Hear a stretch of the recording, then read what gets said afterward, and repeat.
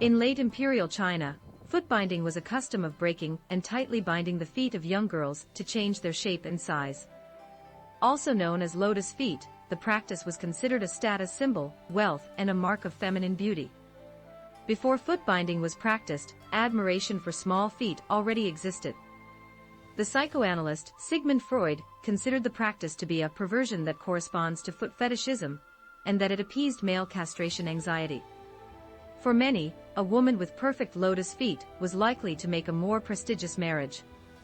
Unsurprisingly, the procedure was painful and limited the mobility of women, and resulted in lifelong disabilities. A Tang dynasty folktale, Yixian, tells of a king who finds a golden slipper, and is fascinated by its small size, endeavoring to find the girl whose feet were tiny enough to fit in it, and marry her. The story contains elements of the European story of Cinderella, and is thought to be one of its predecessors. Prior to the latter half of the 19th century, the writings done by men frequently alluded to the erotic nature and appeal of bound feet. The most desirable, called golden lotuses, would be around 4 inches or smaller, while those larger may be called silver or iron lotuses, and thus the least desirable for marriage. At the end of the Song dynasty, certain men would drink from a special lotus shoe, whose heel contained a small cup, while others drank directly from the shoe itself. This practice was called toast to the golden lotus. Qin dynasty erotic art typically showed genitalia, but the bound feet were never uncovered. The barely revealed appendage had functioned as an initial tease, even more mysterious and alluring than a woman's sex organ, that many found it as the most intimate part of her body. Some men also found the smell of the bound feet attractive, due to the herbs and medicinal spices that prevented infection, while numbing the pain. An erotic side effect of footbinding was the tiny steps and swaying walk.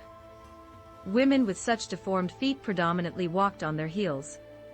Some men apparently believed that bound feet would cause layers of folds to develop in the vagina, and that the thighs would become sensuously heavier, and the vagina tighter.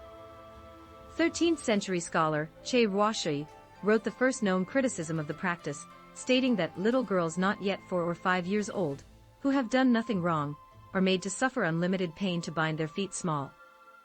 Manchu emperors attempted to ban the practice in the 17th century but failed. It has been estimated that, by the 19th century, 40 to 50% of all Chinese women may have had bound feet, rising to almost 100% in upper-class Han Chinese women. The torturous practice was limited to young girls, usually between the ages of 4 and 9. They were subjected to footbinding during the winter months, the cold temperature helping to lessen the pain. Each foot would be soaked in a warm mixture of herbs and animal blood to soften the foot.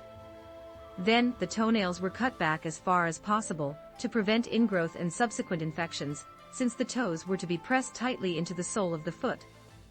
The toes on each foot were curled with great force downwards until the bones broke. Cotton bandages were prepared by soaking them in the blood and herb mixture. They were repeatedly wound in a figure-8 movement, the broken toes being pressed tightly into the sole of the foot. At each pass around the foot, the binding cloth was tightened, pulling the ball of the foot and the heel together, causing the broken foot to fold at the arch. The binding was pulled so tightly that the girl could not move her toes at all, and the ends of the binding cloth were sewn so that she could not loosen it. The girl's broken feet would be unbound regularly. Each time they were washed, the toes were checked for injury, and the nails meticulously trimmed. When unbound, soles of the girl's feet were often beaten, to make the joints and broken bones more flexible. The feet were also soaked in an acidic concoction that caused any dead or dying flesh to fall off. The unbinding and rebinding ritual was repeated as often as possible. For the rich at least once daily, for poor peasants 2 or 3 times a week. It was generally an elder female member, or a professional footbinder, who carried out the atrocious techniques. It was preferable to have someone other than the mother, as she might be sympathetic to her daughter's pain, and less willing to keep the bindings tight. Once a foot had been crushed and bound, attempting to reverse the process was almost impossible. Yet some still attempted despite the agony, but the shape could not be reversed without undergoing the same discomfort all over again. The most common problem with bound feet was infection. Sometimes, the girl's toenails would be peeled back and removed altogether to avoid ingrown injuries. The necrosis of the flesh would also initially give off a foul odor. Most of the women receiving treatment did not go out often, and were outright disabled. If the infection in the feet and toes entered the bones, it could cause the toes to fall off. But this was seen as a benefit, because the feet could then be bound even more tightly. Those whose toes were more fleshy would sometimes have shards of glass or pieces of broken tiles inserted within the binding next to her feet and between her toes, to cause injury and introduce infection deliberately. 10% of girls may have died from gangrene and septic shock. Even after the foot bones had healed, they were prone to re-breaking repeatedly, especially when the girl was in her teenage years. Bones in their feet would often be deliberately broken again, in order to further change the size or shape of the feet. Once they were older, they were more likely to break hips and other bones in falls, since they could not balance securely on their feet, and were less able to rise from a sitting position. Bound feet became an avenue for poor women to marry up in some areas. In Guangdong, it was customary to bind the feet of the eldest daughter of a lower-class family, who was intended to be brought up as a lady. Her younger sisters would grow up to be indentured servants or domestic slaves, and be able to work in the fields, but the eldest daughter would never have the need to work. However, contrary to writings by visiting European missionaries, many women with bound feet were still able to work in the fields, albeit with greater limitations. Footbinding was most common among women involved in domestic crafts and those in urban areas. Since it limited the mobility of girls, they became engaged in handwork since childhood. As a workaround to be more socially acceptable, some women in Jiangsu would fake binding, since the appendages were generally hidden under skirts or long tops.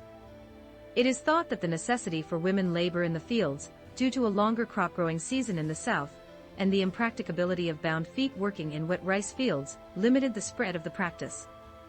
Some women were only bound until they secured a husband.